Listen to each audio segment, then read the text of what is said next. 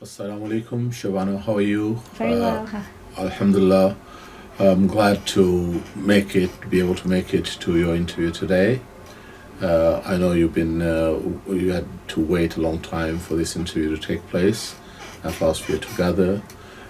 My name is Shabir Mughal, and I reside in Rochdale. Been living here for almost about 46 years. And today I'm looking forward to continue this interview with you. So let's go forward. I think the listeners are going to be looking forward to hearing about your life also, Uncle G. Of course, yeah, I'm sure. Tell me about yourself. Alhamdulillah, I was explaining that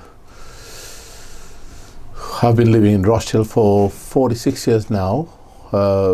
When we came to UK, this was our first stop. Obviously, at that time, we didn't have any airport at Manchester, so we landed in Heathrow. And from Heathrow, we had our relatives who came in a big van, minibus, because we brought lots of luggage with us, and we ended up in Rochdale. Can you tell me about where your parents were born? My parents, they were, bless them, they were born in Kenya, both of them. Sorry, I'll rephrase that. My father was actually born in Kenya, and my mother, she was born in Uganda. So these are two countries, neighboring countries, but quite apart. So originally my mom can be classified as Ugandan, and my father can be classified as Kenyan. All in all, it's considered East Africa. So parents were both born in East Africa. What part of Kenya was your father born in? In the capital of Kenya, which is Nairobi, very, very famous.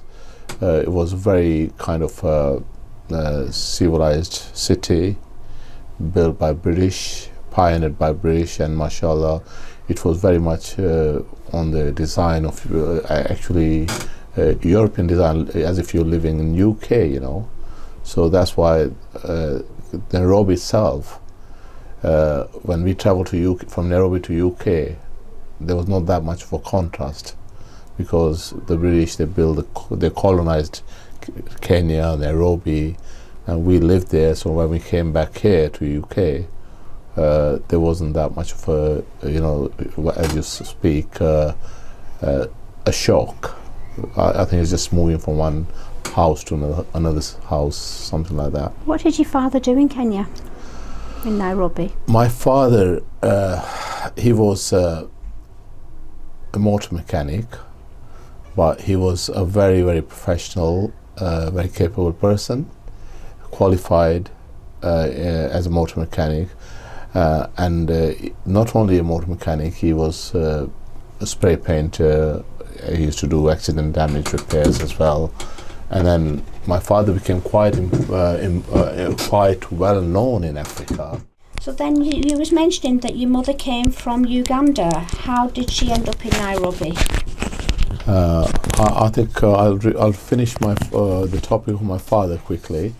No, take your time. As I mentioned to you, he was a very capable person, and he set up a big garage. And because of his ability, he used to actually repair the cars for the army, Kenyan army and Kenyan police, the cars, all the vehicles. So he was very, very well known in Africa. He was influential within the army, with the governmental department, because he used to actually be servicing there. And his name was Mohammed Sharif, very well known. If anybody spoke about Sharif, then you immediately that's Sharif who's got a garage, and he was very well known, mashallah. That's what he did. He was a motor mechanic and in car industry. And you asked me about my mother. She was born in Uganda, and then again in the capital, Kampala. And she was very, very active in her school life. She was a girl guide. She was in Girl Guides, mashallah, doing parades, and she was active in religious ceremonies. She was very active in bringing about, attendance of Muslim women community into the masjid, because they used to hold programs. That's where I've inherited my profession from. That my mother was very good in getting people together, holding spiritual and religious ceremonies and stuff like that. So my mother was quite popular as well in her city, and her name was Kubra Sultana. Most of the Ugandan who you might have met, might have interviewed, they know my mother. She's known throughout Uganda, Mashallah. and they would say whenever they've seen me active in public circles, they say, Shabir, you have inherited it from your mother. Bless her. Amazing. May she rest in peace wherever she is. Ameen. Yeah. And how did your mother and father meet? Well, I mean, as they say, marriages are made in heavens, isn't it? Yes. So I can't really put my finger on how they met. Because it's two different countries. Two different countries, and obviously, I think this was more than arranged. This was more like an arranged marriage. People knew of my father as a popular figure. My mum, from my mum's side, they were very active. And my dad, he used to go hunting. He used to also go hunting, and my mum's father, my mother's father, meaning my Nanaji, he was a hunter. He was very well known. He was a professional hunter. When the British or Europeans or Americans, they came to hunt in Africa, my granddad, my Nanaji, was well sought out as a guide for them to take them out for hunting. So because of this interest of my Nanaji being a hunter, and my father used to go on hunting, so this is how they actually met, somewhere in the jungles of Africa, where the man-eating lions are. And then eventually, I think things happened, and the word got out that he's a bachelor, and then I think it was arranged by the elders, the marriage. And what a beautiful arrangement it was. As a result, my mother and father getting together, he ended up having 11 children. Mashallah. How many siblings of which gender? Siblings altogether, we was, how many siblings, sorry? How many brothers and sisters? We was 5 brothers, mashallah, and 6 brothers and 5 sisters. Mashallah. And we were like a football team. Can you imagine?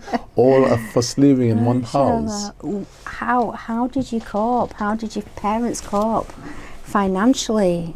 Shabana, I mean, this is it. Barakat. One thing about, from looking at it from a spiritual perspective, Almighty Allah says that when a child is conceived and is in the mother's womb, his sustenance is written.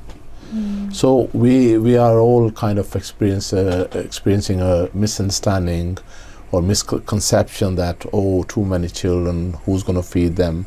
But Allah plans in a better way. When a child comes, He brings his rosy with him.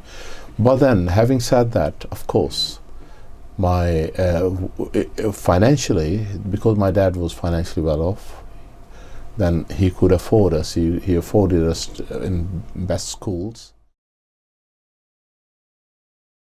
Which school did you go to? Which primary school? There was East African secondary school, and there was South Nairobi school, Nairobi West school, different schools.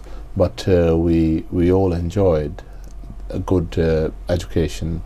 But don't forget, in Africa, say unlike in UK, in schools, if your child wants to play sports, There's a sports fee, that's you will pay separate for that. Wow. And any religious activity, any other activities, extracurricular, had to be paid for. Plus your fee, the yearly fees had to be paid every quarterly. If the fee is not forthcoming, your child gets sent at home. So under those circumstances, we cannot repay our gratitude enough to kind of our parents who worked very hard. What was life like at school for you? School? Yeah. What was it? I mean, those schools were different. Here in UK, in this era we are living in, our children are happy to go to school. There we used to dread to go to school. I mean, we used to get beat up. Yeah. And the teacher, to express his concern for your welfare, was judged by how much he beats you. So because when he beats you, your parents will say to you, "Beta, he cares for you. He wants you to do well." Oh dear. The day he stops beating you Yeah. and ignores you, that means he's given up on you. Is this something that you experienced also? Of course. You know, we used to, boys are boys. We used to get naughty in school, and then you used to get told off. And At what age was this? I think the experience I remember of being punished in school is I think 12 years onwards. Yeah, this is when I was growing to be an older kid, and there's this being cock of the school thing, and infighting and all that. And then you used to get one of the subjects I used to get beat up a lot for was maths. I couldn't understand numbers, and believe me, the only time I ever in my life I passed in maths was when I came to UK, and I just went for extra, part-time, top-up qualification in Rochelle College. And Shabana, first time in my life, at the age of 20, when I was in Rochelle College, I was about 28. I passed with 93% in mathematics. But when I was young, I could not understand numbers, fractions, decimals. Yeah. They were unknown to me. And unfortunately, the teachers only knew how to, rather than explain to you and break it down, was to beat you up. Wow. And then that would probably exacerbate, put further blockages on you trying to understand things. So it's a different system, but yes, I remember it was very daunting for me, for my mathematics. And then I remember one of my teachers, Mr. Singh, he was a Sikh teaching, it was our lovely Urdu teacher. And I tell you, he used to beat me so much to learn Urdu. And those teachers who used to beat you, and we kind of at the time we hated them, and then later in life you realize, maybe we were in need of that kind of a treatment, to awareness, to understand, So we used to get beat up by it, but then the worst thing about that was, the funny thing about that was, you come and tell your mom and dad, they beat you up as well. Dad gives you another, slap on the face, say, you must have done something wrong. Your teacher knows what's better. So not to get beaten, you have to do better. Okay. So that was, and then we remember in school, my mother, bless her, Allah bless her, and my father, we used to do charity programs for the poor, the needy. The children who could not afford the fee, and the children used to be turned back when they. Can you imagine a child coming to school dressed up, and even he's not in school uniform because you cannot afford a uniform, and he comes and he don't get in. He gets stopped at the gate. You cannot come in because you're not paid 2 quarters fee. So my mother and my father said, okay, listen, they used to negotiate with head teachers. They did in one school, they're in second school, third school, and this then went on all the way to a secondary education. We were engaged in charitable programs. What kind of stuff did shows. they do to raise money? We used to, one of the things we used to do was we used to draw, we used to do paintings. Wow. Paintings, and I used to be a very good artist. We used to draw, encourage other children to draw, and then those used to be auctioned in school, and the parents who could purchase that, their money would go towards paying children's maybe their sports fee, so they can do sports or pay their fee. And we also used to do musical shows. We used to do drama. From which age was this? Still at the age of 12? Right at the age of 12, yeah, maybe less. My mom used to come to school, and the teachers used to supply her with compatible children, and we used to do stage dramas, Puss in the Boots, and all these, you know, Jack and Jill. We used to do all these little plays, and my mom used to orchestrate that. We used to do plays, and teachers used to be cooperative. They used to give time off to the children, and then once or twice in a year, every term, there used to be a play, and parents used to come and pay, so their revenue used to go towards paying the needy. And then later, after the age of, let's say when I was about 15, 16, getting into secondary education, we actually used to do, you know, charity musical shows for secondary schools, and we used to actually go in big theaters, you know, international theater where you have celebrities coming and performing. We used to go and perform there. My brother, like we said, with 6 brothers, so 4 brothers we were very active. 2 youngest one, they were very young, but the 4 we were engaged. My sisters were engaged. 3 of my sisters were engaged, and we used to go to do shows in the school, plays and songs and everything. And we used to have musicians coming and giving us some backing, and you know, children's songs, children's, you know, national songs. And that really took off in such a way that there was a charity formed by the schools, and by the end of the day, maybe in about 3-4 years' time, we were known throughout all the colleges and schools.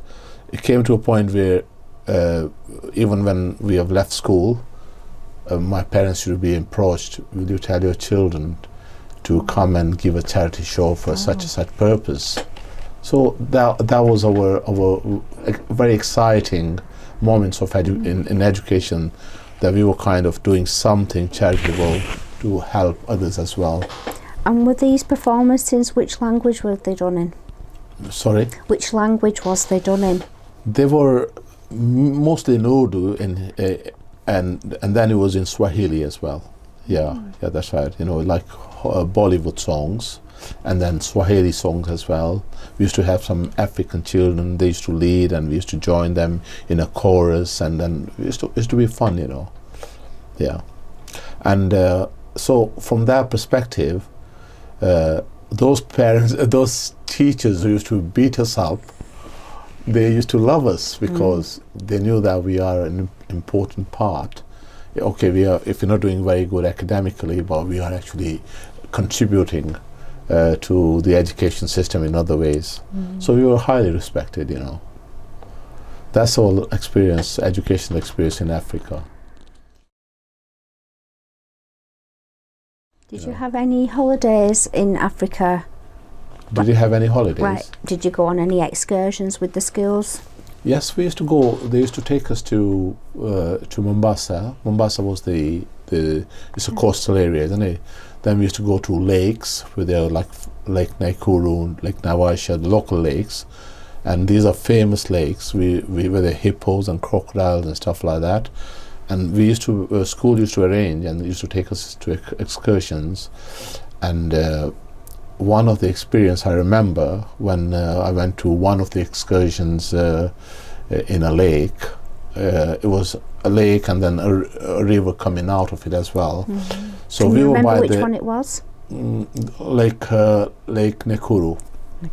So that is heading from Nairobi going towards the eastern side and towards Uganda. So it's not very far, it's about 100 miles from Nairobi, our capital. So we went. And then teachers, they're doing picnic and they're overseeing us. And then we were bathing in a river, some kids. And some locals there, we call them Maasai, the tribal, they were actually, they cautioned there were signs as well that be aware there can be crocodiles here. Crocodiles have, they're not seen for a long time, but some people have reported sighting some movement of crocodiles in these waters. So the cautionary sign there. And we were going in the safe waters under the gaze and protection of our teachers. So while they are cooking, there were picnics being cooked here, and I was in the water, and I just went somewhere about 20 yards, and then I started screaming, "Help, help, help." I started pretending as if I've been attacked by a crocodile. Bless them, two of my teachers. With their clothes, they just dived straight in. They had these knives, cooking knives. They go there and dive straight in, started swimming. And they came to me and I'm giggling and laughing away. I said, hey, I said, I've played one on you. And they said, my goodness. They got me out and they beat me up badly. I can teachers beating me, so much so, my nose was bleeding. And I don't dare telling my dad about it. My father, if I told them, I'd get beat up more. And you could see the sheer agony, the pain, the worry, and they're shocked.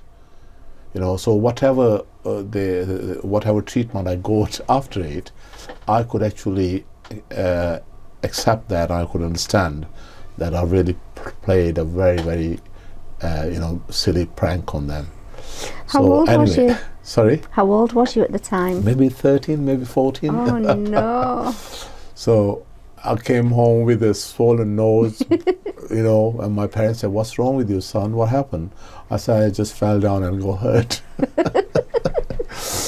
So, mashallah, coming from such a large family, did you ever have the opportunity in school holidays to go anywhere? In school holidays? With the family, yes.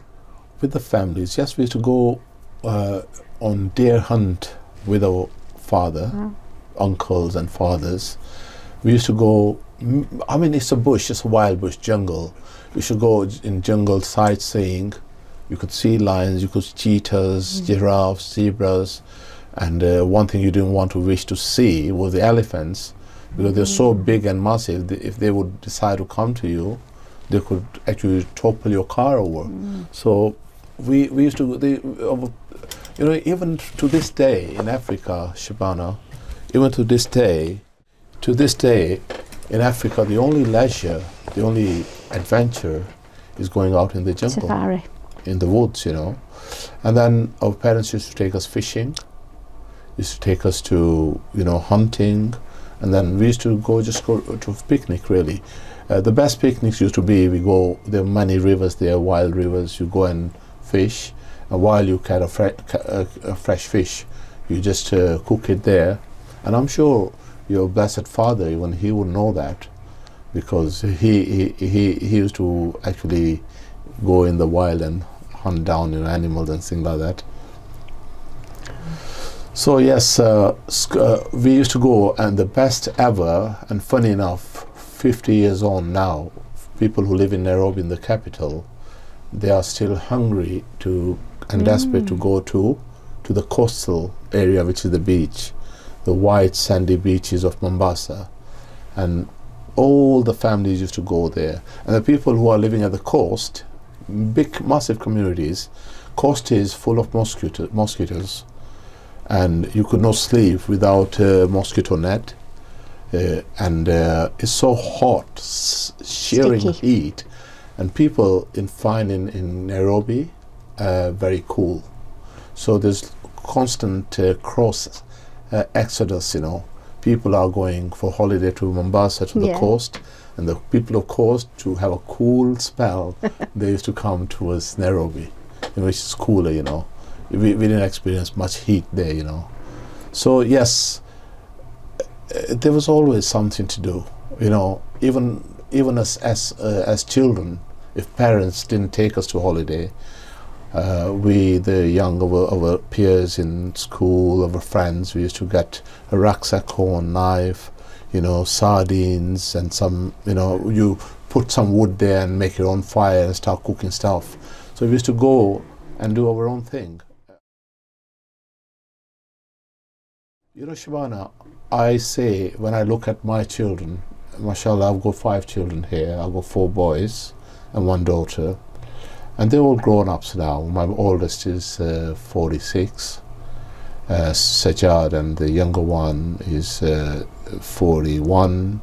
And then, you know, the youngest, the daughter, she's 24. Mashallah. So they are adults, aren't they? Yeah. But when we look at their life, we think, we say, people of England, children of England, they've not experienced life as we have, living in the wild, living with the earth, Mother Earth, yeah, and living with the nature. We used to go and grow potatoes, and we used to dig our potatoes out and then make fire and make roasted potatoes, things like that. The adventurous life, the nature, living with nature, with monkeys around you. Can you imagine? We used to swim in rivers where there are crocodiles. We used to live in rivers where we can see snakes swimming as well, and we're swimming alongside them. And we used to go walking around in jungles where we could see, you know, footprints of leopard or a cheetah, and we know that there's some wild cat roaming around. But the bravado, the sheer, you know, the ability, like, you know, the people, jungle people, they develop. Aborigines, how they live. We became very much traditional Africans living in the wild Africa. Those things, our children, they are not experienced. You know, children in the West, they're totally bereft of that. And sometimes I say the life we have experienced is priceless, and we are guilty of not letting our children experience that. We should have taken them continually for them to enjoy the same, you know, kind of legacy which we left behind.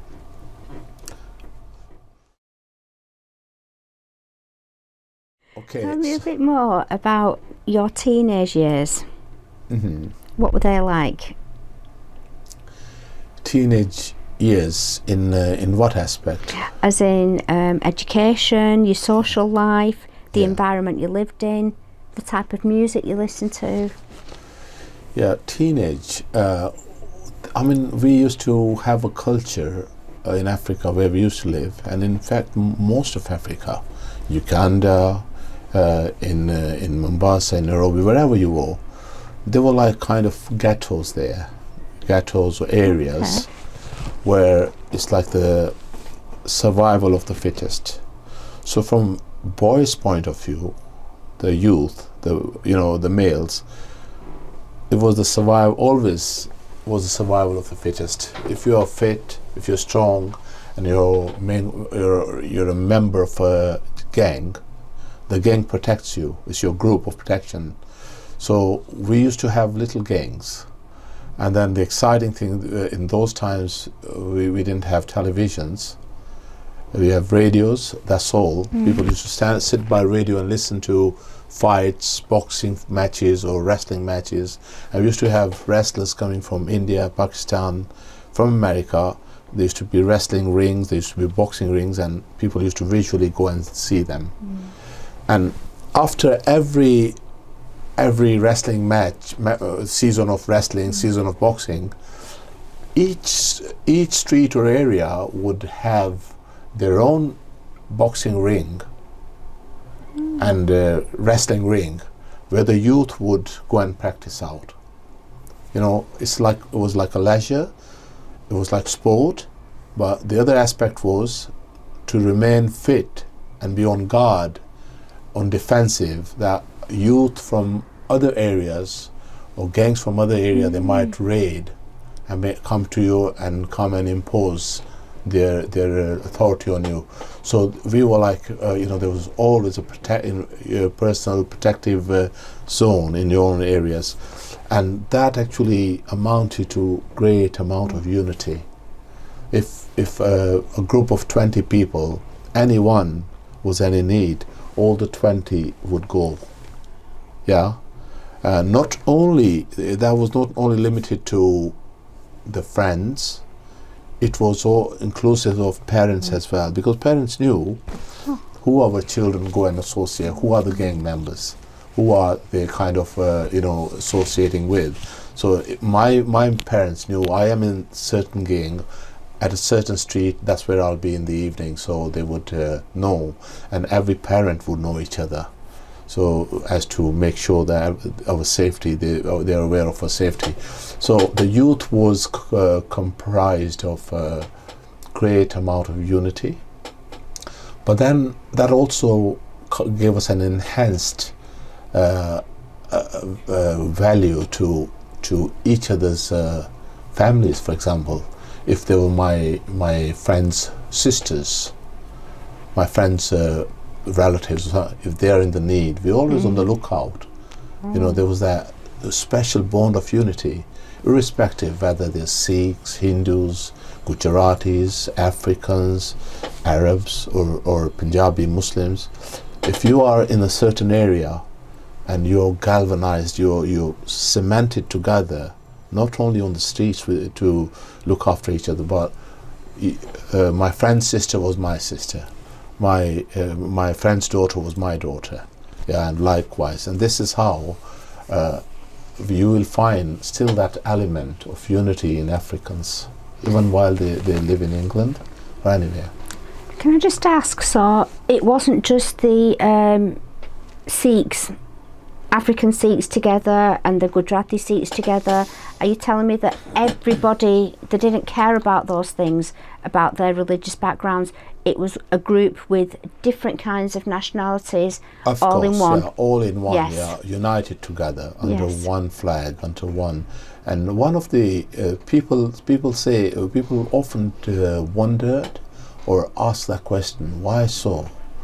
I think the reason for that might have been, or could have been, that because we've always been Asians. When I say Asians, Indians or Pakistanis, whoever immigrated, who came to colonize Africa, despite whatever activities and despite our numbers, we always were minorities, and we still are minorities. So being a minority in a certain area, that gives you an extra enthuses you to work collectively for the betterment to of integrate more, yeah. to integrate more, because your subtle differences of each other's religion or color, whatever, they become dissolved. They don't they mean, yeah. become dissolved. Yeah. The important thing is survival. How can we survive in safety and and be respected? So we were not violent, we were not warriors, but our unity meant our safety, and then we exemplified the same unity to other indigenous communities. They're Africans and they appreciated, and we used to kind of supply them jobs, works, our parents, our businesses, and so they welcomed our unity. They did not see us as a threat to them. They never looked at us as that we are imposing ourselves on them. In fact, they were inspired by how these Asians are together, they do business together, they live together. And one of the best memories which I have, many Africans would tell you about, if you don't take my word. On Eid, we'd have Sikhs and Hindus and Muslims giving each other Eid Mubarak. And trays, food and mithai, sweet meats would be going to our Hindu neighbors, Sikh neighbors, we just, because it's Eid. And vice versa, when there was Diwali, they'd food be coming from them, and sweets would come, dishes, fruits, and we used to celebrate the Diwali. And so much so, when we used to have instances like some special days like Miladun Nabi, used to have what's it called, Jalous, you call it Jalous, or what do you call it, not marches. We used to have marches in it, the Miladun Nabi, celebrating Holy Prophet Sallallahu Alaihi Wasallam's birthdays. And we'd have our Sikh friends and Hindu friends and Africans, everybody joining. So when you say, sorry to interrupt, when you say the Africans, are these the native Africans? There was no animosity, there was no animosity, that people have come into this country, they're taking our jobs. There was none of that kind of attitude? No, I think that was non-existence, mainly because we were the job providers. Asians, there's a saying, you've heard the famous joke, if Indians, Asians, if they play a football, every corner they open a corner shop. So they'll open a corner shop every time they get a corner in football in the game. They'll open a corner shop. But Indians and Asians, bless our culture, we've always been pioneers. There's a saying, put an Asian in a desert and he'll put a shop there, because they are daring, and they want to share things and provide. They're providers. So our parents, who were the pioneers, they went with the British Empire at its highest peak at the time. They went there to work, to rebuild, to build Africa, to populate Africa. So when we were there, and we were there to give, not to take. That's the difference. And Africans, they knew that we are their employers. And to a certain degree, we and some of our Asian majority, I won't say majority, I'll say about 50% of our Asians, they behaved like masters to their own detriment. Because eventually, over the years, over the decades, Africans, they started detesting that, to be treated, to be undermined, to be treated as just servants, as just, people who just have to serve.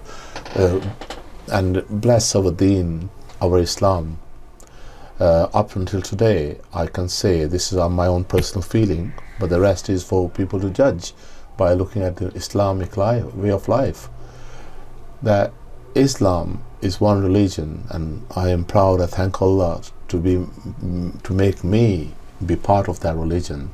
There's one religion that it exercises unity among human beings, among fellow humans.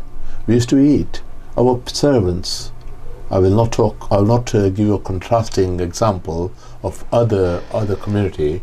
I'll concentrate on the Islamic way of life and Islamic way of unity within the people.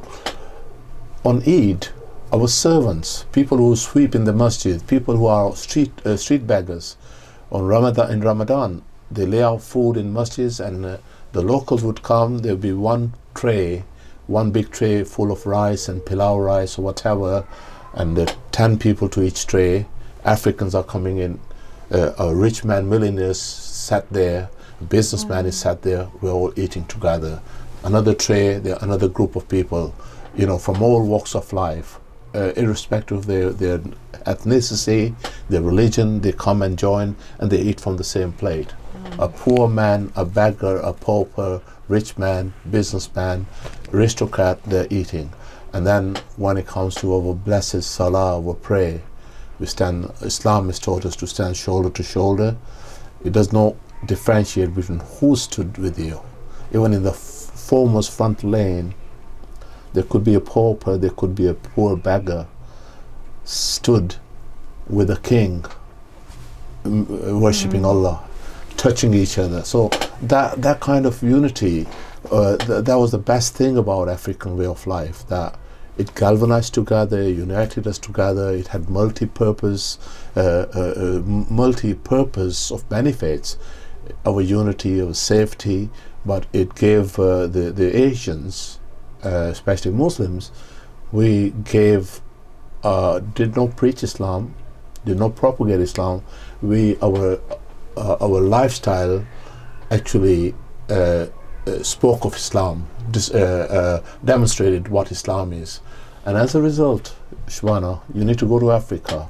You know, as a result, even today as we speak, there are about 60% of Africa is Muslim, the black Mashallah. Africans. And this is not only because of Asians, Indians, because the religious side of that has been influenced by, because don't forget Africa is in the neighboring Arab countries, Morocco, Tunisia, Algeria, Somalia, Sudan. So those African continents, they have influenced the rise of Islam as well.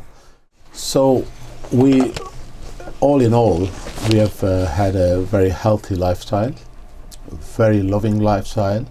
But having said that, let me tell you one thing. Because we were living in Africa, Africa is known as wild, you know, like a Hollywood Wild West, you know. You see cowboys and red Indians. We were on the same level or in the same page of history. We're living in wild Africa with wild tribesmen, yeah, and there was that always that tendency of things going wrong. So we learned to blend in, to be part of their life. How did you do that? By especially when during the before the independence of Kenya, we were going the wrong way. But in 1962, Kenya became independence of European colony. Yeah, so the whole system changed. It was passed to Africans. The country was given to Africans. So African made it what's called compulsory for African and Asian Indian children to go mixed school. So then we grew up together, we studied together, we shared classrooms. Okay. In Africa, we were living in East Africa. East Africa comprises of 3 countries: Tanzania, Uganda, and Kenya. Now, I will only try to emphasize what my experience was in Kenya. Before the independence, British has ruled there 100 years, and those 100 years there was segregation there. Same like South Africa. There was segregation. There was, so to speak, undeclared apartheid. It was not like declared apartheid. It was undeclared. But apartheid was there, and in those cases, I think my older brothers, my sister, my older brothers who are elder than me, they might have experienced that level of segregation, the degree of segregation in schools, where were Asians only. Now I'm talking about Nairobi now, Kenya, Asians only. But in those groups, it comprised of Hindus, Sikhs, Gujaratis, and Muslims, Punjabis, all comprised in there. And then it was good, and it was what's it called, a natural thing for people, because that's the way they were brought up, and to live in the country. When independence came about, Kenya was liberated from the government of United Kingdom, and then at that time, the change was not subtle change. It was very daunting. Oh, Asians saying, "Oh, we're going to be sending children to mixed school with Africans." Oh, this, that. You know, people used to. It was very controversial, but the changeover did happen because it was mandatory. And another thing became mandatory in school was abolishment of Urdu and Punjabi and Gujarati only.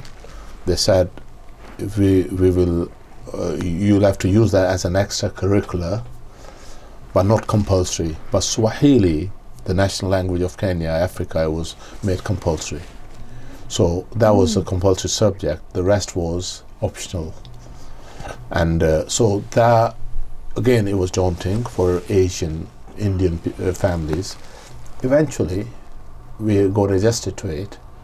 The change got accepted and we got used to, and that brought about a new era and a new generation of cohesiveness, inclusiveness within the communities. So now we had friends, African friends, sitting side by playing football, doing boxing together. So, and that was a great thing to have happened. Otherwise, we would have gone the way of South Africa, And so Kenya, in that respect, throughout Africa, Kenya has been highlighted as a pioneering country to exercise, to introduce the liberation of people living together. That's why Kenyans are very proud.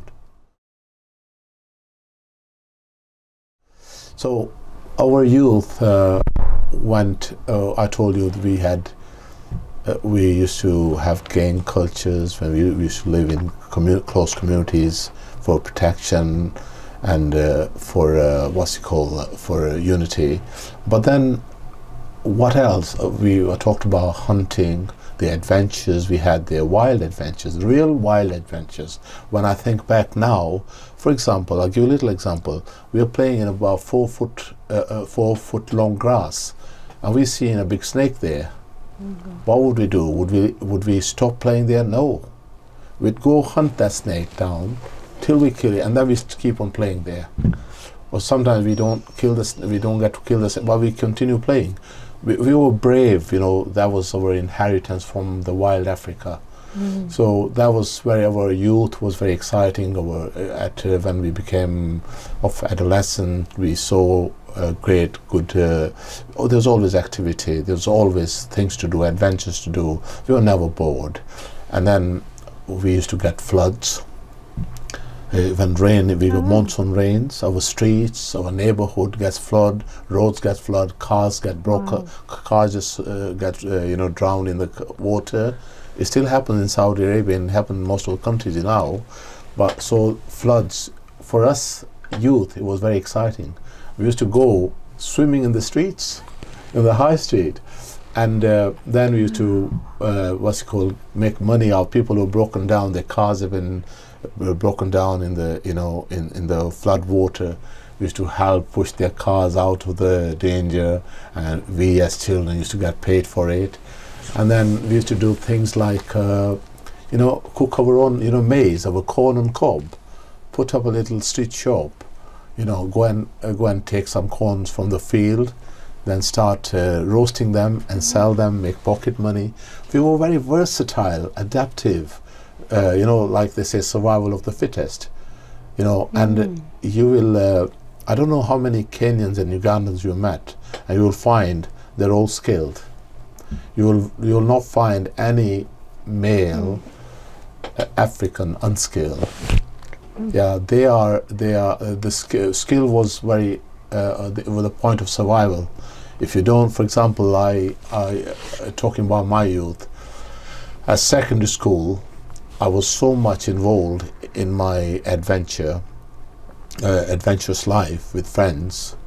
I used to Skype from school, and go fishing, go hunting. I think best time was fishing by the sea.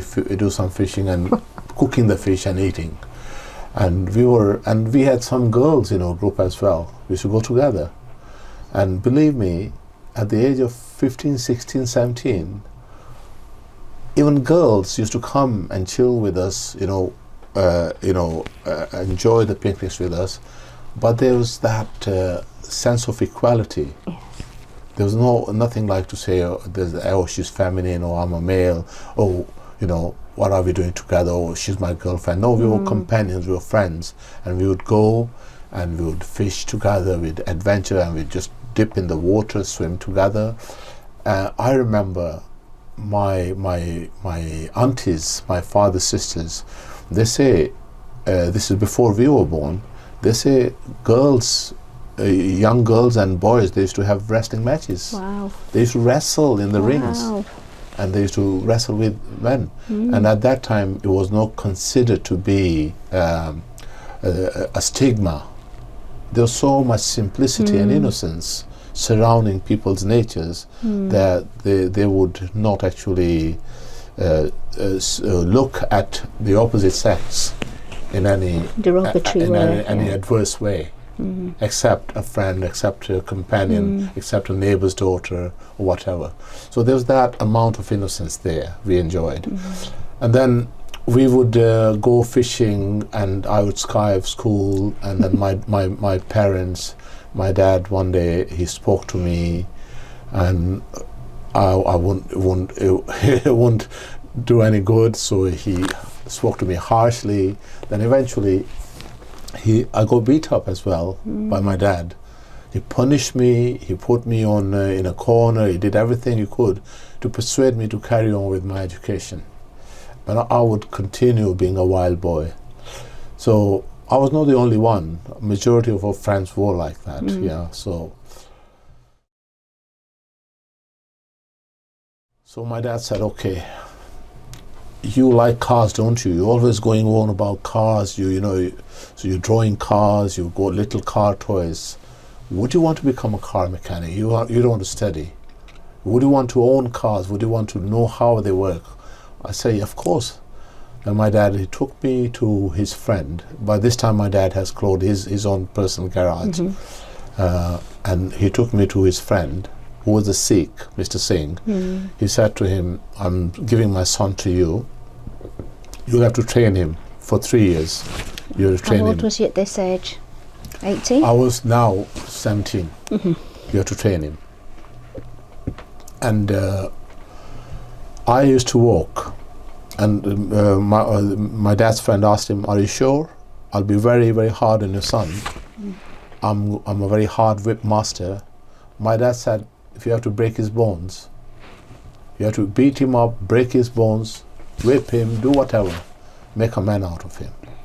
Because he's not achieved, and he's an underachiever in school, in academics. So now this is only last chance, and I've given you full right to sort him out.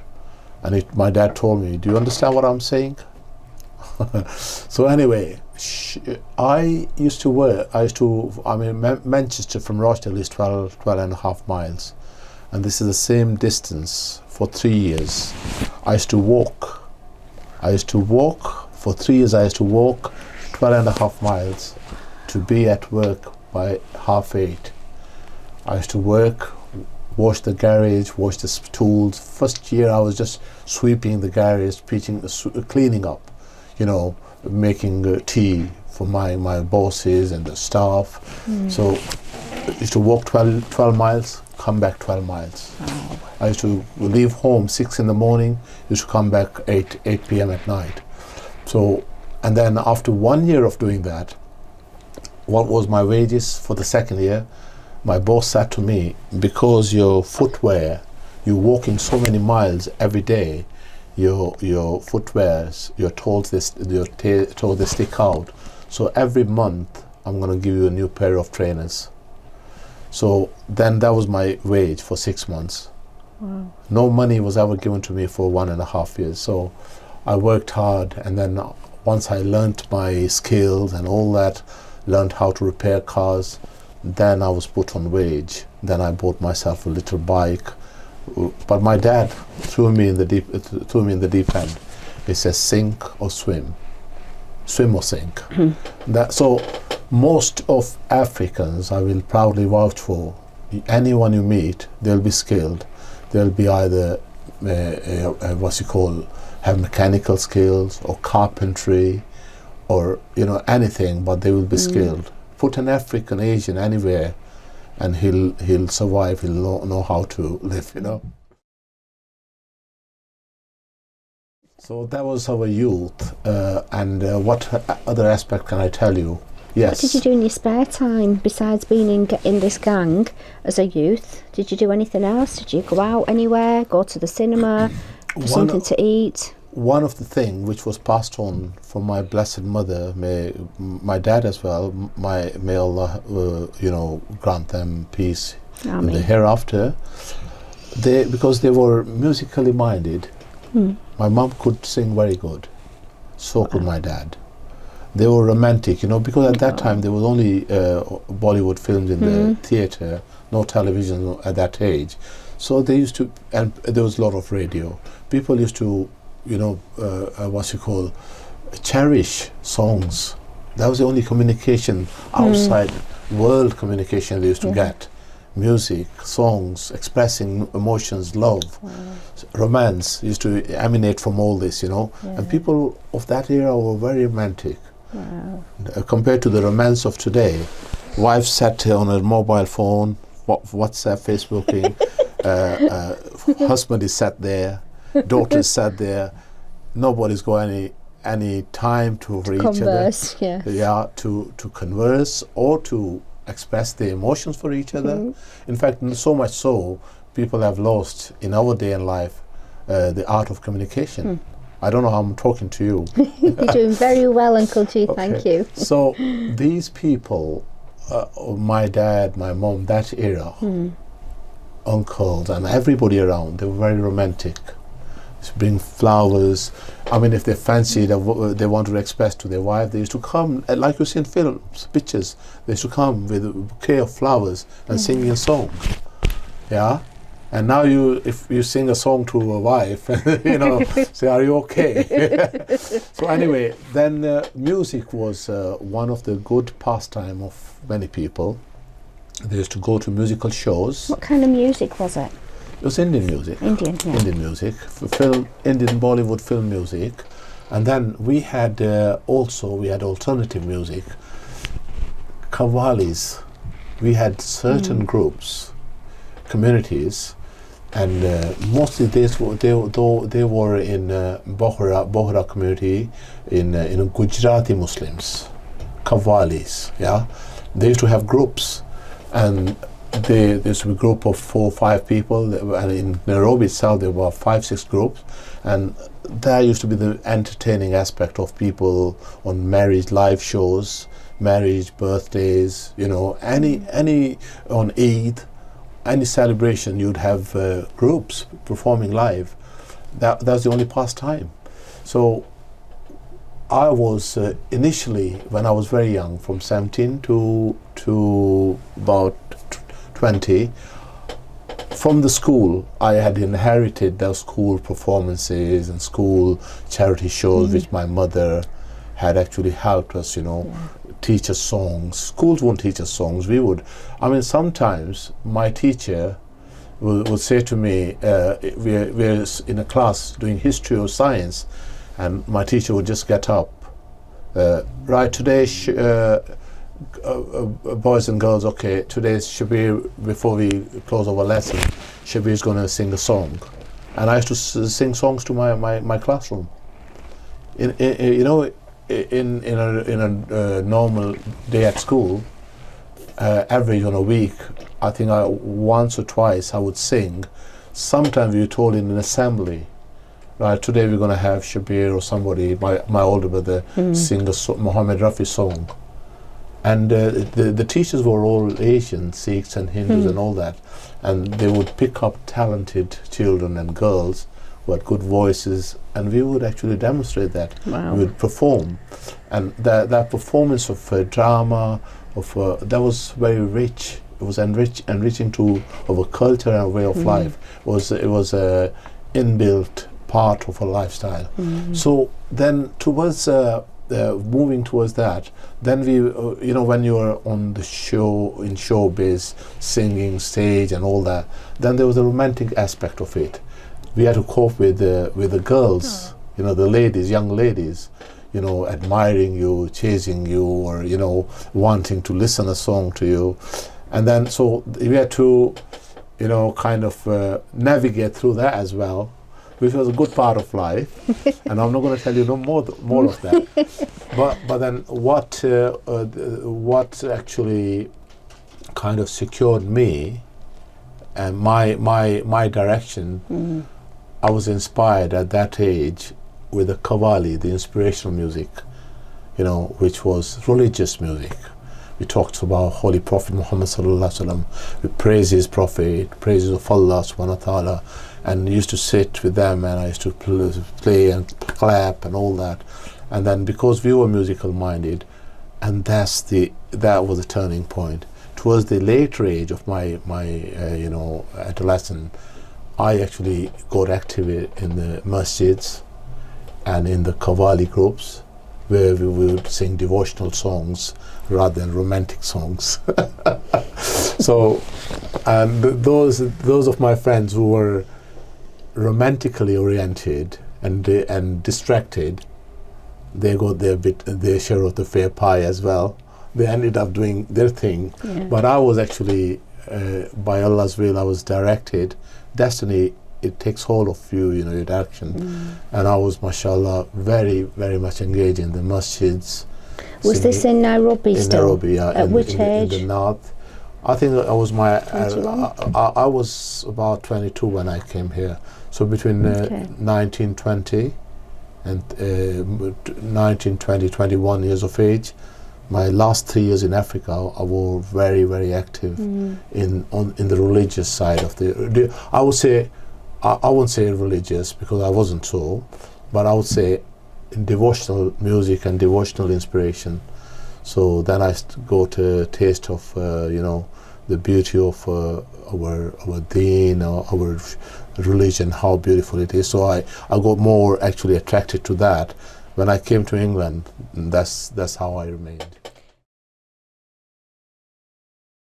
So can I just ask Uncle G, before we move on to being in England, after you did your training and you trained to be a mechanic, did you work there as a mechanic as well? I did. Well, remember, my dad put me in the deep end. He did, yes. So you trained, you got your training done. Within 3 years, when I did my 3 years of when I did 3 years of my training. What happened after that? I then immediately followed my dad's footstep. I opened my own garage. Wow. Okay. And my own garage, there was, Allah plans in everything. There's Allah's plan. That's why I have learned, never regret any change in your life. There's somebody else who's in charge. Yeah. So when I did my training, and my dad always had his own garage, so I opened my small little garage, not big. And while this you'll find very odd, we were by our nationality were Kenyans, Africans, Kenyan, born and bred there, natural citizens. And my dad, although my dad was British, he had no intention to come to UK. He was happy. He was actually, my dad is African as well, born there. Why would he want to go leave his country, beautiful country?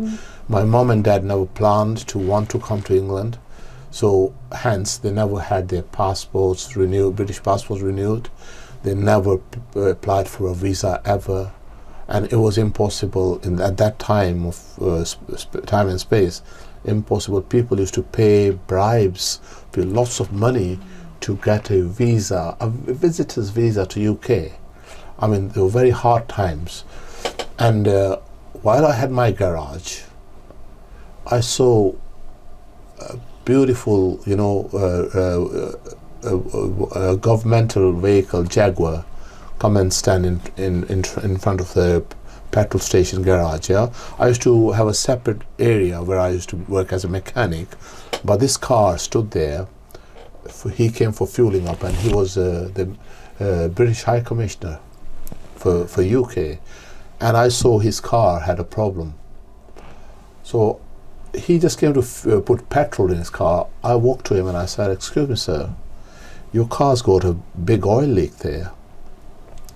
He said, "Yes, I know. I'm waiting for a new engine to arrive from UK.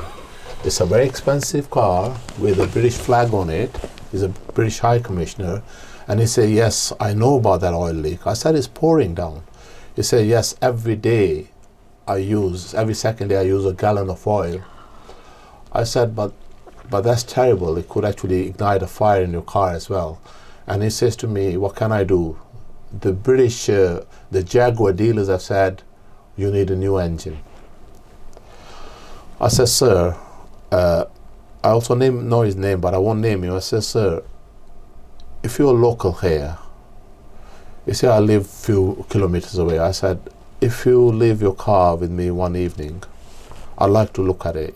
And I was just an ordinary street boy doing car repairs, yeah. And I said, if you live with me, let me have a look at it. And he said to me, he laughed at me, and he said, look, I've taken the car to dealers, the car suppliers. They're saying I need a new engine.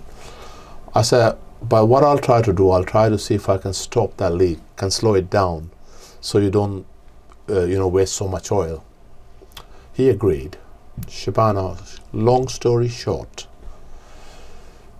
I found the fault in his car. He didn't need no new engine. I found the fault. I repaired his car, and he told me. I took the car, drove the car to his house.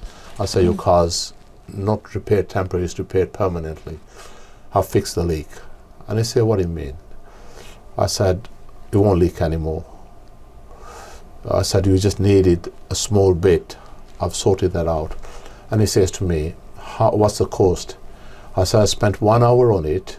I need 5 shillings. 5 shillings equals to 50p. That's my labor. And I want 2p for the part. It was a washer, with a little fiber washer.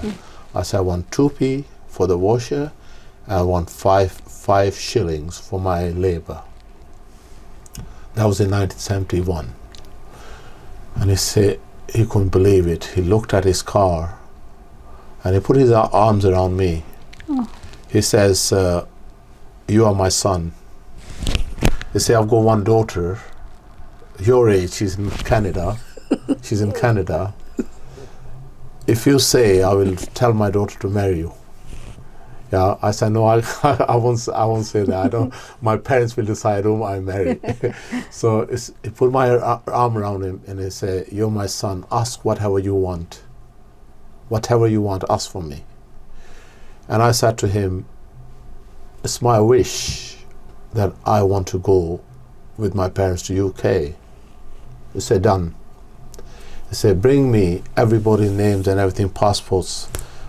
In a month's time, I took all the documents. He put visa. And see, a good deed, there's Allah's, if you do good to others, and then Allah returns the favor to you, Allah subhanahu wa ta'ala always returns the favor to you. A good deed is never wasted.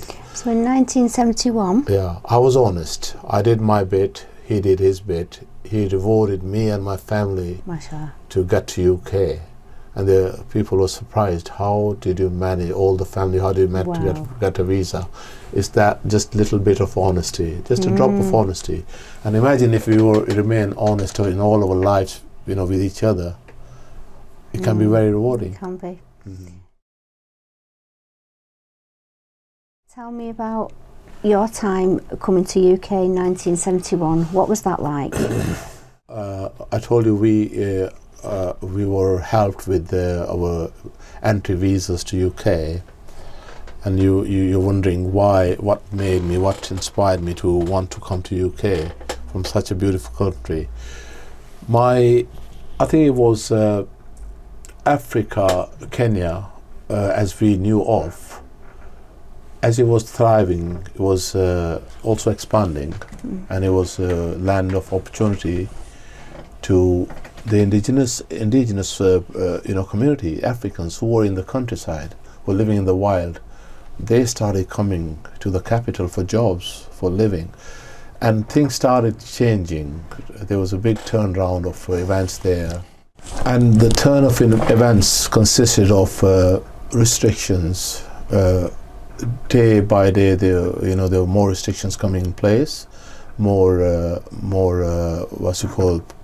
preconditions. I'll give an example. My father couldn't work because of he was British passport. He was a British subject. My uncle was. It became illegal for him to work without a permit. I mean, that actually meant severe, fines and all that. So, and then also jobs, in terms of job opportunities.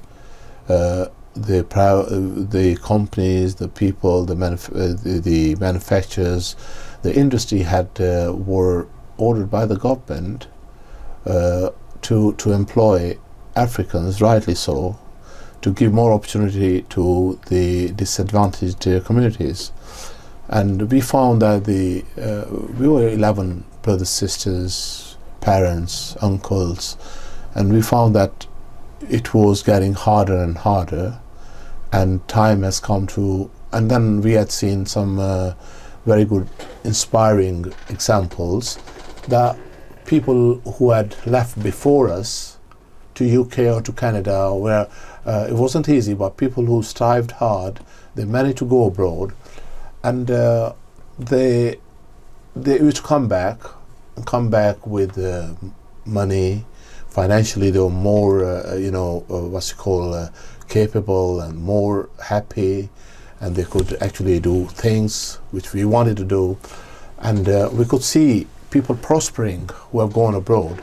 And that brings to mind a famous hadith of the saying of our Holy Prophet Muhammad Sallallahu Alaihi Wasallam, that when it gets hard for you to be in a certain area, you're advised to make hijrah. Hijrah meaning immigrate. Immigrate is a sunnah.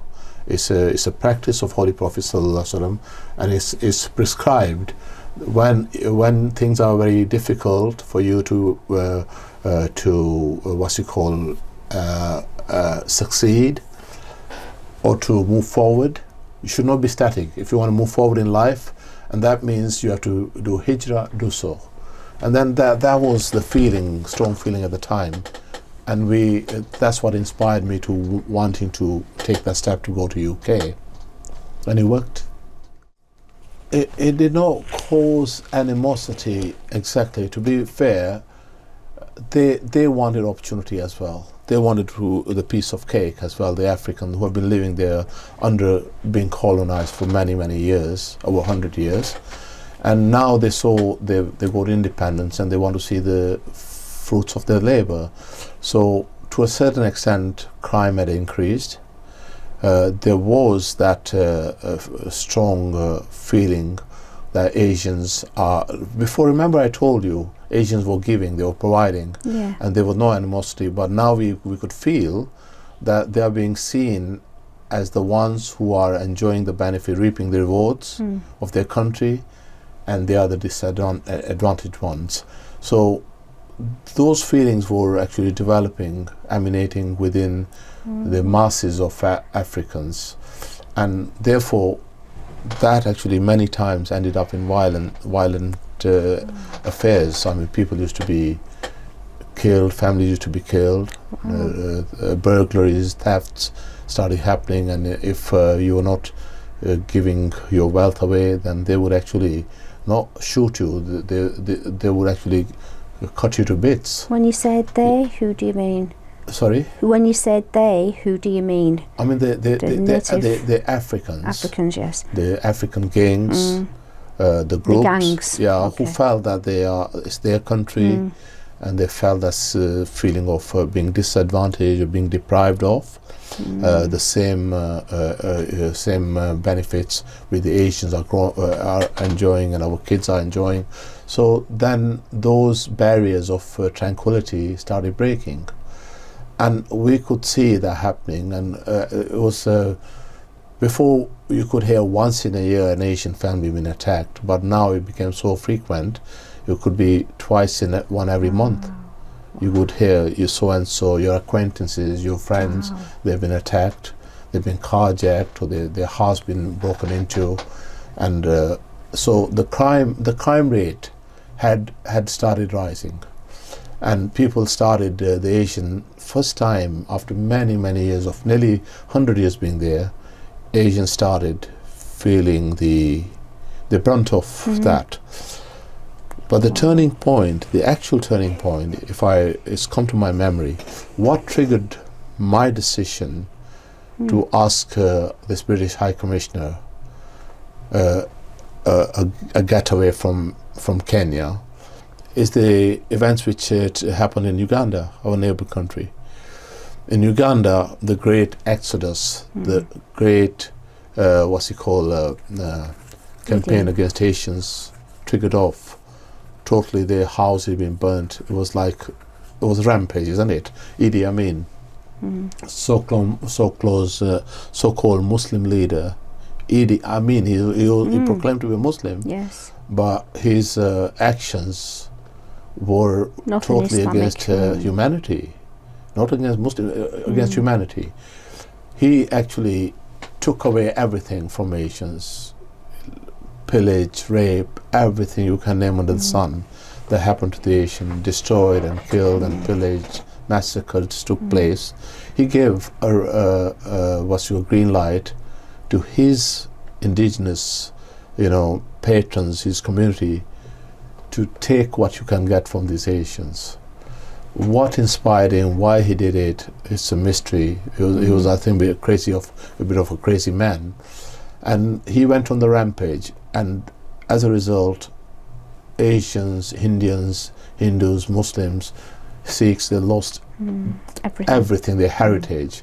They went to aeroplanes, or they went to ships, with nothing but a handful of clothes. Yeah. So just going back to yourself, Uncle G, if that's okay. Yeah.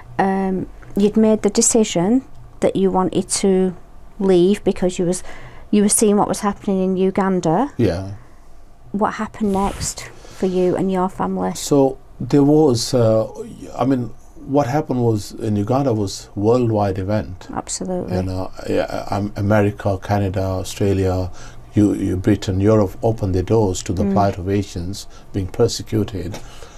But the shock waves, we were neighboring country to Uganda, Kenya's neighboring shock waves, they reverberated to Kenya. Yeah. And Asians started panicking. You say, well, if it's going to have a chain effect, if it's going to happen there, it's going to happen here. Yeah. And to certain degrees, the Kenyan Africans, they started showing some signs of that bravado as well. And Asian communities and business communities got nervous. And Kenya is the place where they just started leaving out of fear and suspicion that it will happen here. It never happened in Kenya, thank goodness. That's why we still have our relatives, many Asians living there still. But it had a negative impact on the confidence of thriving communities of Kenya, thriving Asian communities of Kenya. And that's what prompted me. I was looking at my 11 brothers, sisters, my old mother and father, my 2 uncles, and my 2 aunties. I had them all endorsed. Mashallah. This blessed British consulate. He said, "You're my son, and you ask me anything." I think he might have thought that I'm asking for money. Yeah. I'll be asking some money reward. But I said no. I want to be rewarded by being in the UK, and this is why I'm sat here talking to you today. What a small world.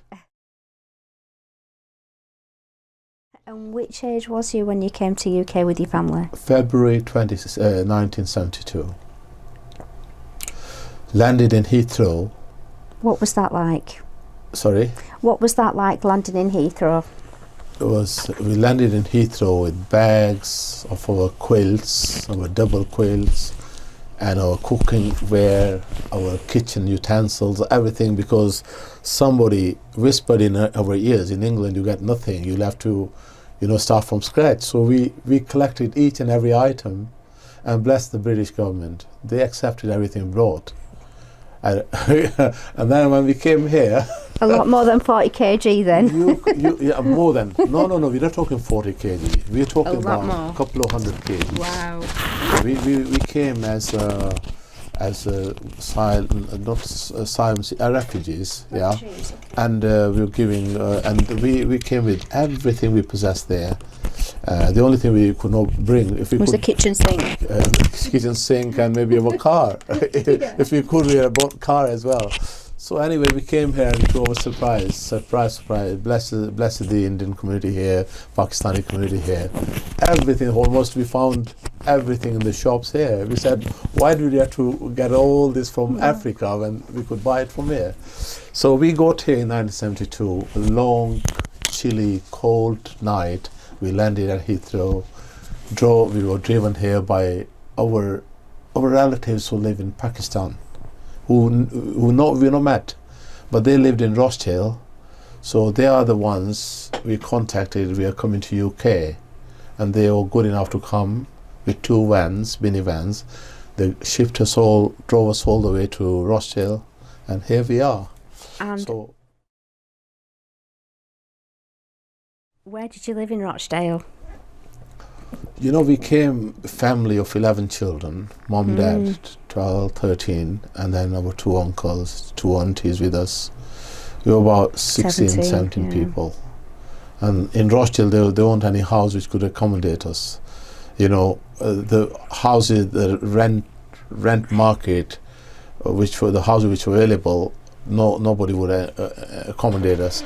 And blessed some local people who are still around in Rochdale.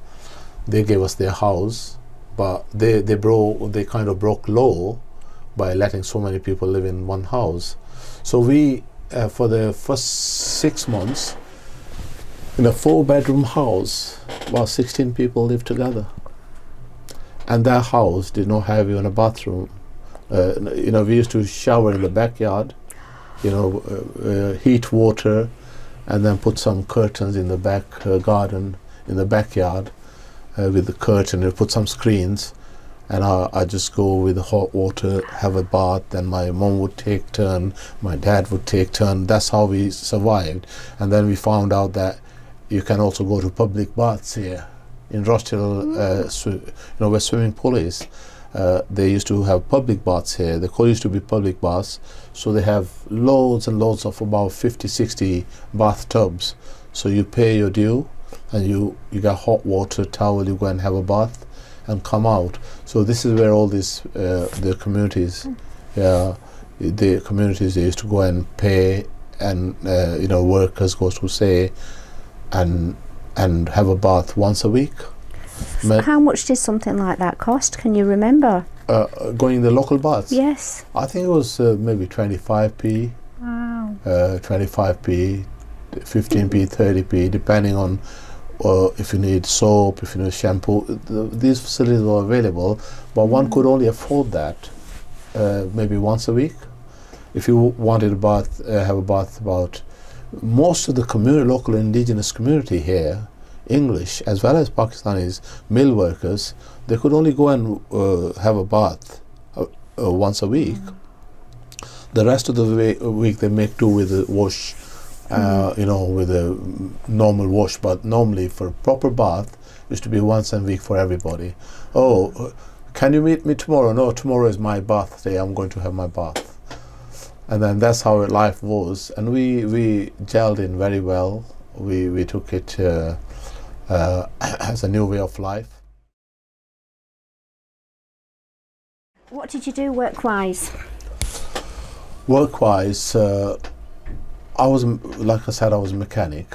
I immediately, when I came and I got a job within 2 or 3 weeks' time, when I went to the local dealers. Where did you work? There's a Volkswagen company called in Rochdale at Water Street, and I just walked there. And at this time, within the Asian Pakistani community, I think in the whole of Rochdale there was only 2 or 3 people who were known to be car mechanics. So when I went and I told them my qualifications and my abilities, they gave me a job straight away. They said, well, can you start tomorrow? I said, yeah. So my dad didn't find any difficulty. I did not find any difficulty job-wise. The opportunities were there. Talking about bringing about a change of life, I actually, when I was still in Africa, I had obtained my visas to come to UK.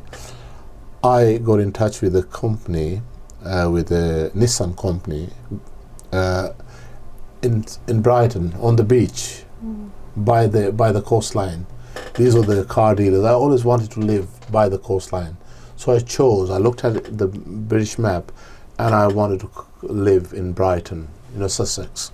So I got in touch with them, and they said to me, "You're welcome. You come here if you're coming as new arrival. Come and book in such hostel. We'll pay you for a week." These are total strangers. "We'll pay you for a week. We'll take your trial. If you are up to it, we'll employ you." So I went there. I did my trial, stayed there a week, loved it by the seaside. I wanted to stay there, but my father wouldn't allow that. My father said, "No. If you're going to go there, you're going to be on your own. We will live in Rothschild." So that's my one attempt failed. Yeah. Then after I worked in the Volkswagen in Rothschild after 3 years, I moved to a place near London, because basically for financial advantage. Here the wages a week would be in Rothschild, a week used to be £24. In London, where I was seeking a new opportunity, Luton is called, in Bedfordshire, for 1 week you get 48 or £50, so double the wage. So I persuaded my father, "Let me go, and I'll be earning more money." So my dad said, "Go and give try." So I worked for Vauxhalls in Luton for 3 years. It was great, fantastic, great place, next to London, the outskirts of London. So you are in the city but out of it. I used to go visiting London weekends with friends, came back. After 3 years, then we decided to buy our first house here in UK, in Rothschild, so I returned back then. One thing about England, the blessed country where we are, the opportunities are always there for those who seek, those who are committed. So I found that was not a big issue.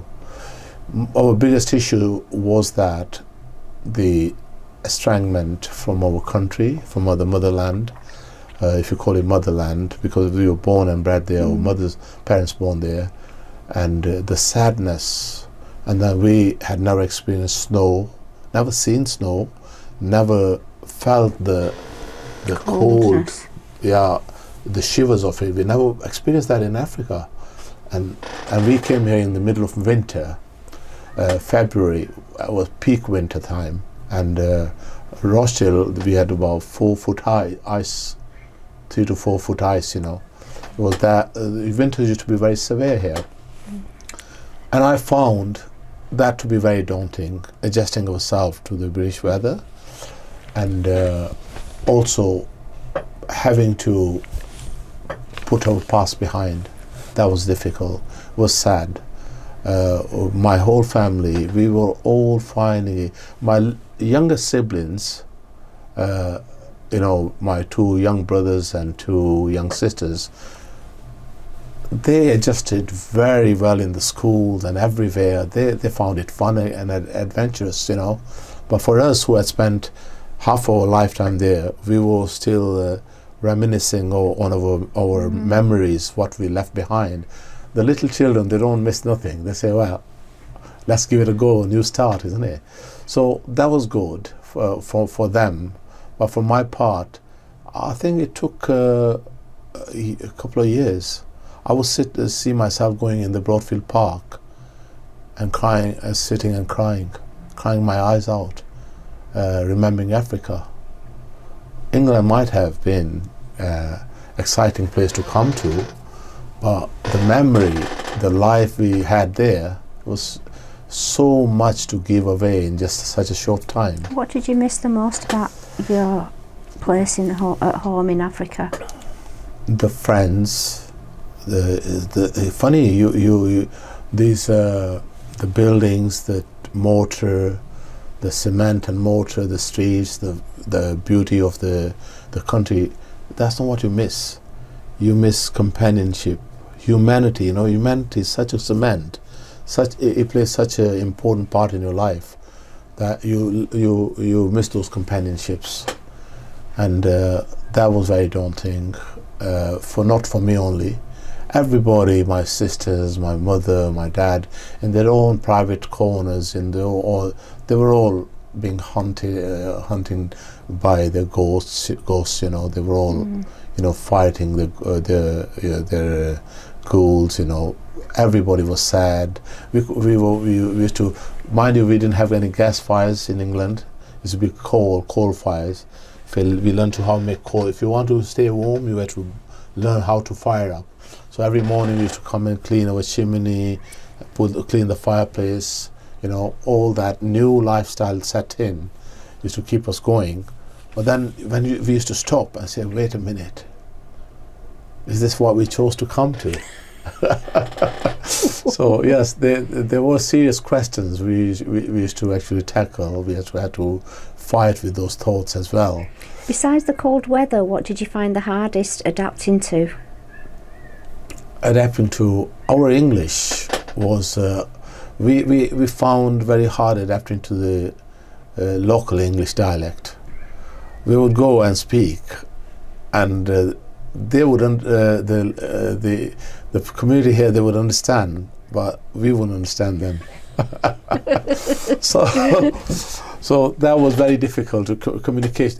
Despite we were taught in English schools, we studied in English schools, we spoke English there, but we came here. The local dialect we had issues with, so that was one difficulty. The other difficulty was coping with the cold weather. Yeah. You know, and then one of my Pakistani friend, he said to me, he said, you know, you have to psychologically condition yourself. You have to say, oh, what a beautiful cold day today. So you have to cheat your mind into thinking positively. And did this work for you? It worked. When I said to the Englishman, I said, nice cold day today, lovely, isn't it? And the Englishman would open his eyes and look at me and say, are you crazy? Do you call this a nice day? I say it's all in the mind.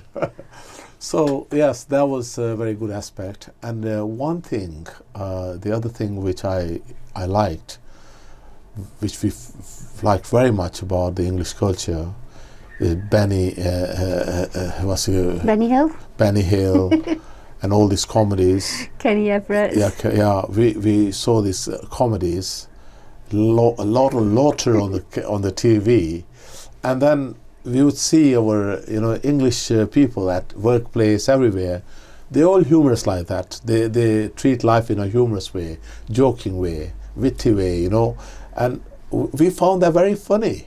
They say, are they cartoons or something, or they think we're jokers, So it took good 1 or 2 years to get the gist of this beautiful nature, British nature, English nature, to joke and to laugh, to turn everything into a laugh, So that was a positive thing which happened to us. And we really actually enjoy that, adapting to it. And then the negatives were, we were kind of housebound most of the time. Very nervous to wander out to Bradford. What made you feel nervous? Because we were not road savvy. We didn't have transport. We could drive, but here we were far off from owning cars, and then the thought of wanting to go and visiting places like adjoining towns, Bradford, Oldham, Haywood, or wanting to Manchester. It was a far cry. You say, oh, go to Manchester? Wow, where? How? It was a big thing. If somebody has said to you, I've been to Manchester and back, and you say, wow, what a big deal. So we were kind of locked into our own shells, in our boxes, and it took good 2 years to really appreciate the independence, the opportunity of traveling here you have. All you have to do is just get out about. And then, but it took 2 years for us to actually be prepared for adventuring out. Yeah. The other positive aspect of life here was that you could, and we saw that as a very positive thing, you could go to school and sit beside indigenous communities, English girls, English boys and all that. No segregation, no discrimination. That was very good, encouraging, yeah, for at least for my young brothers and sisters, and we appreciated that very much. We saw that is very, very purely decent of the British society. We looked at the positive aspects of it, and then there was another thing. If you got a business idea, you got a bright idea, go for it. Want to open one shop, open second one, open 10. If you want to own 1 car, 10 car, do it. The world's at your feet. Go for it. So this was a land of opportunity. Many had taken advantage of that, and they are happy.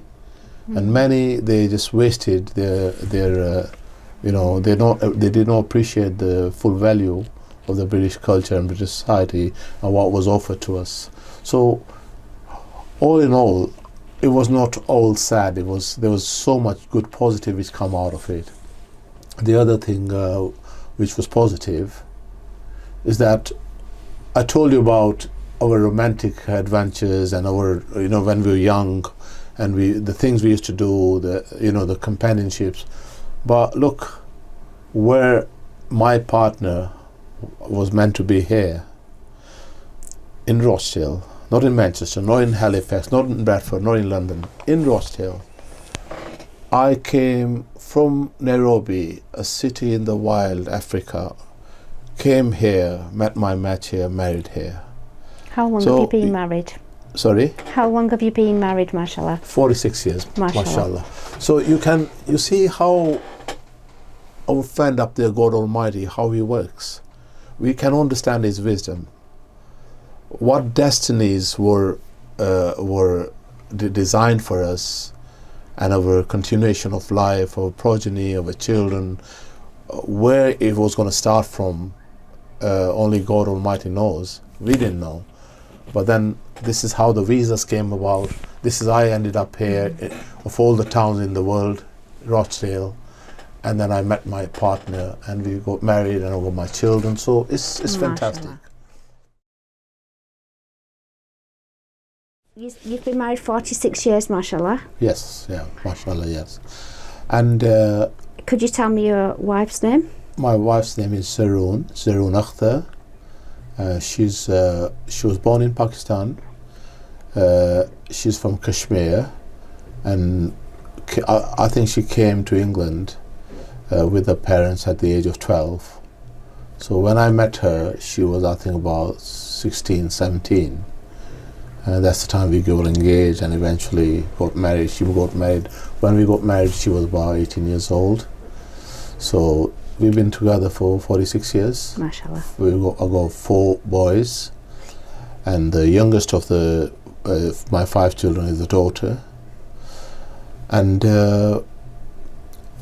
we are funny enough, Rochdale is so catchy. As much as we always wanted to wander away from Rochdale to a city, Manchester or London or somewhere, something about Rochdale, we've always kind of, again I put it down to what's kind of predestined, what's been written for you, that's what's going to happen. There's a saying, they say, jithe dana pani likhya hai, and so others people say jithe da pani likhya utthe banda piyega, so we say, as much as we wanted to actually bring about a change of life. And in that house, 4-bedroom house, we were living up to 15 people, and we lived there for 5 years. 5 years we lived together, and everybody, it was great. People used to be living in unity, so much fun, so much to do, so much to listen to. It was exciting compared to nowadays. We find people are, even couples, a couple is finding it hard to coexist in a house. Whereas if you compare to that time, big families used to live together, not only Asian, even English. The children used to stay home a long time with mom and dad. And one of the very beautiful experience we noticed, our neighbors, the doors would be open in the morning until, especially not in winter, in summer. In summer, the doors would be open. You could go to Deeplish, area. You go to Waterworth area, anywhere, and you see doors are wide open and people are relaxed. Nobody's, scared of any burglaries or thieves or being robbed, and there was so much decency about. And you would ask an Englishman. You'd stop an Englishman and say, "Will you tell me where that place is?" "Oh, I'll tell you." They stop their own thing and they start telling you your directions. "If you're not sure, I'll take you, son." Wow. Yeah, there's so much goodness here which we experienced, which we didn't experience in our life in Kenya. So these are the positives which we enjoyed. So then eventually I got married. I went into my own house with my wife, and my brothers, they got married, and so we went our own ways. And I had 5 children. As I spoke, 4 sons. They're grown up. They all graduated. They all studied here in Rochdale, and fantastic. I feel that it's been a good life, a very rewarding life. What do you like to do now in your time? What would I like to do? What do you do now in your spare time? In my spare time, well, when I've been in Rochdale, even here, I spoke to you about a few years of my career in Rochdale, in Volkswagen, and in 3 years in. Then I came back to Rochdale to live here. Then I had my own garage, motor repair garage, which I originally had in Kenya, I remember. So I opened my own garage here. I did my own business here. Did it for about 12, 13 years. And then after that, even I got to a point where I needed a change. I said I want to go out and about, and I want to, being a mechanic, being in a sedentary place, in one spot, doing the same thing day in, day out, and you're locked in, to your workplace. So I said, I've not seen enough of England. I want to be out and about. So what I did, I started something totally controversial, and people said, "Are you crazy?" I said, "Yes." I took my lessons in bus driving, and for 6 years I drove buses, Greater Manchester, Bradford. I drove, double-decker buses. I enjoyed that very much. You met every person, different people in your walks of life. Enjoy that. And after that, my young brothers, they had opened a takeaway, a very, very great, very good takeaway in Castleton. So from there, I diversified again. I joined them, and then finally in the year 2000, I had my own takeaway in Blackpool. Yeah. So it has been a journey, a very exciting, adventurous journey, and that was very successful. Enjoyed that very much, and then after that, now I am engaged in something else. I'm devoting more time in community, more time in. I met a very wise person, a saint person, my sheikh. He inspired me to slow down, because you can get greedy in life. You can get so inspired by your ego. You're being directed to chase, ghosts. Chase dreams. And then my sheikh, he said to me, if you have enough, it's all been written, your sustenance. And if you have enough, the more you pile on your back, the more burden you pile, the more harder it will be for you to travel. Life is a journey, and this journey you want to travel as light as you can. So what I did was I spent a good 15 years of my life on a spiritual journey, slowing down, easing off, and engaging myself more with the spiritual aspect, with through worship, guiding others, passing my knowledge, my wisdom to others, and learning at the same time from others as well. And most recently, I am working on herbal in the midst of coronavirus, COVID, and all that, the medicines, illnesses, ailments. And subhanallah, I was looking at a book of Holy Prophet Muhammad sallallahu alaihi wasallam. It's called Tibb Nabwi. The book, it means the remedies of Prophet sallallahu alaihi wasallam. So in there, it's all herbal, it's all holistic medicines made of natural ingredients which we use in our kitchen. So I actually was inspired very much by that, and I said, this is all natural, there's no chemicals in it. And we keep on hearing certain medicine is to heal your diabetes, and then you realize that it's detrimental for you. Certain medicine is good for your cholesterol, then you realize that medicine is detrimental to your body. So with all the controversies surrounding the medicinal world, I said, this is something great. Shall I dwell upon it? So I've been studying that, and I've developed some tonics which help my wife regain her health, help me, and it's helping many others. So that's what I'm currently doing, and it's doing very well, and I'm quite satisfied. Excellent. It is like giving back something. It's not take, it's like giving back something to others as well. Excellent. So that's what you're doing with that. It's been a very adventurous journey, and sometimes one wonders, we base so much emphasis on our career and our skills as the only source of survival. But what I've found in my journey of careers or experiences, that whereas I'd spent about 30 years of my life learning about cars and motor as a motor mechanic, but I found that at a certain point in my life there was a cut-off, and my Rosie as my sustenance diversified to bus driving. Then all that 30 years of achievement as a motor mechanic, it became totally inappropriate at the time. Then 6 years of bus driving, then I was inspired to have a takeaway in Blackpool. That worked wonderful. 2 years I had it. It did very well, but obviously it was seasonal. It was only in summer. So I did that, and I said, wait a minute, 6 months of the year I'll be doing well, 6 months I won't be doing well. I'll be sat doing nothing. So that was short-lived.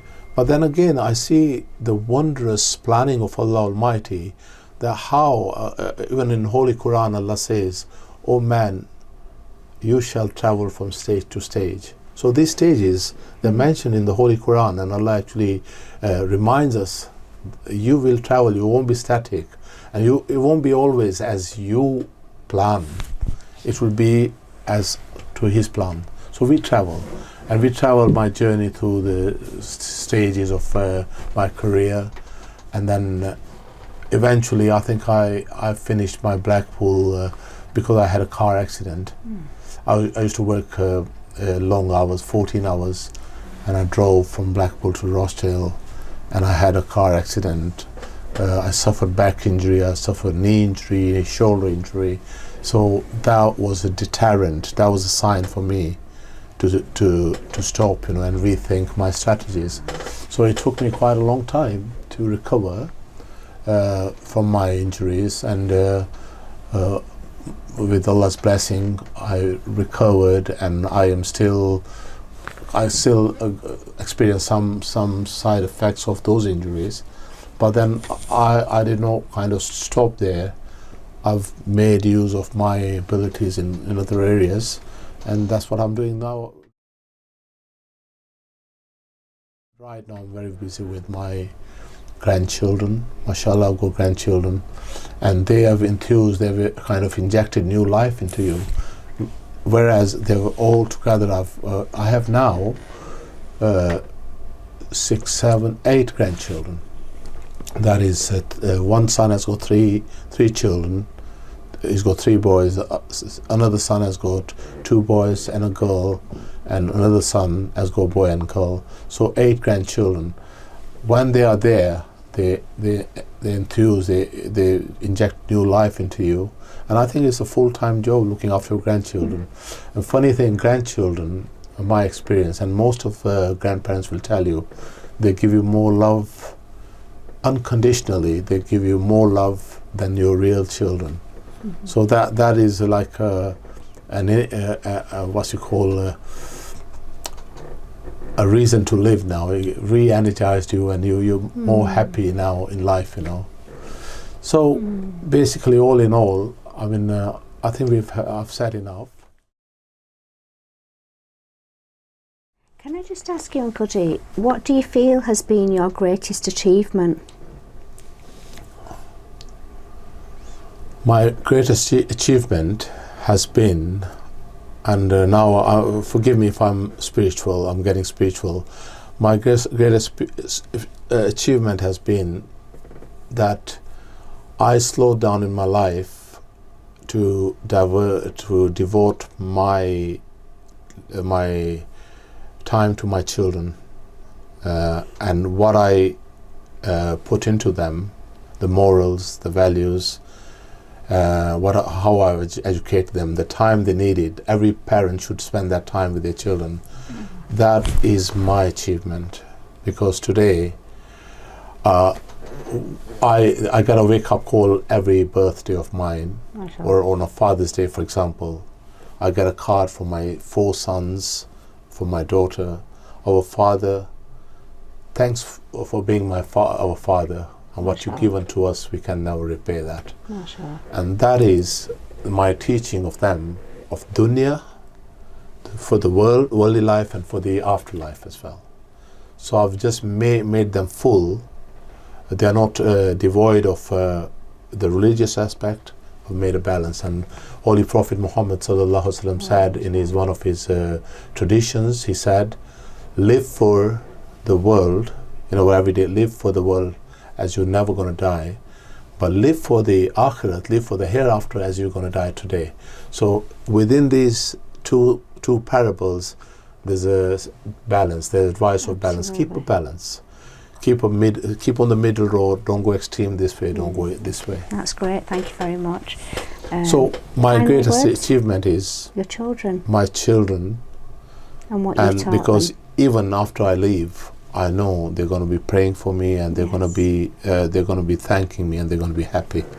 Had I failed them and I'd become a millionaire, I'll give you a very short example. I won't take more than 1 minute on this one. I met a sheikh from Syria, and no, not a sheikh. He was a head of a great university in Syria, Damascus. This is about 15 years ago. He said to me, I will give you free enrollment in the University of Damascus, and you will learn all Arabic, all Islamic, Sharia, everything, the Quran, and you're going to come back as an imam, as a Maulvi, yeah? And you're going to, like our blessed brother Irfan, mashallah, Allah bless him, and all his brother Hafiz Sahab, all those people who devote their ways, their lives in the way of Allah, subhanallah. What a beautiful thing. So I was given that opportunity. So I asked my sheikh, my Sheikh Nazim, I asked him, shall I go to take this opportunity? He said to me, don't. He said, your children need you.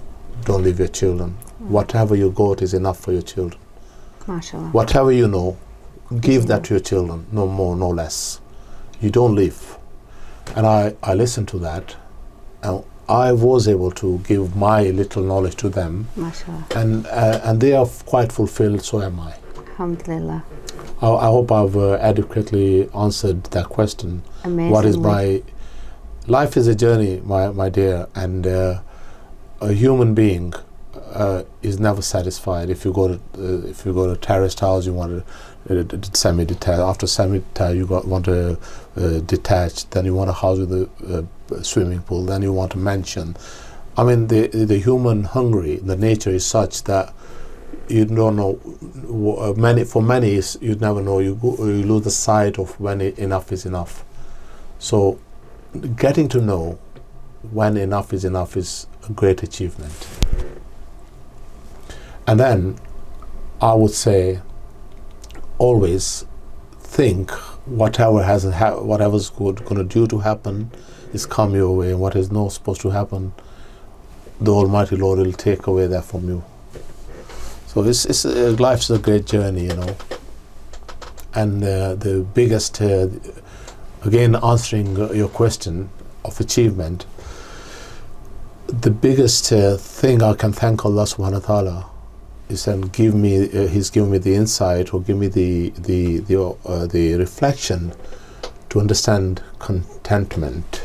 Contentment is, you know, being happy with whatever little or more you have. For example, if you have little, you still say Alhamdulillah. If you don't have little, you still say Alhamdulillah. Now, in that way, you'll be a very happy person because you're contented. But if you're not contented, then you have got 10,000, you want to make 20, you want to go a million, you want to make 2 million. You got one person passed away recently in Rochdale. Allah bless him. Okay. So he had 200 houses. He passed away. Wow. Didn't take a brick with him. So contentment is very good. The other aspect of my experience, or my achievement, or my understanding of my journey through this life, from Africa to UK and onwards, there's a start in it all. There's a start. I didn't start it, I didn't initiate it, and definitely I'm not going to be the person who's going to finish it. Blessed be over my grandparents. My grandparents who were in Pakistan, my grandfather and my grandmother, they took that deep breath and took the leap of hijrat. They left their mother tongue, they made that sacrifice, they left their loved ones, they went to Africa. In Africa, my parents, my mom and dad were actually born there. So from there we are born. So all the credit goes to never forget your past and your elders. My achievement today is not my achievement. It could have been, it must be the step taken by my blessed grandparents about 150 years ago.